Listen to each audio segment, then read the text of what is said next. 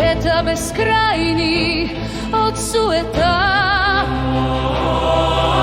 парализ духовна, анемичност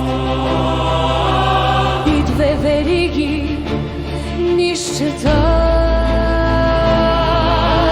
Гори от пошлост вместо дървета, градини от кич вместо цветя,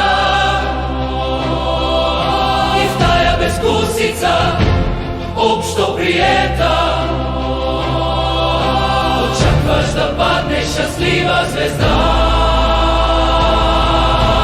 Питаш ли днес къде са звездите със стойностни мисли и светли дела? Питаш ли как се дарява на злите любов, топлина, светлина? Гледат завидно се в чужда паница.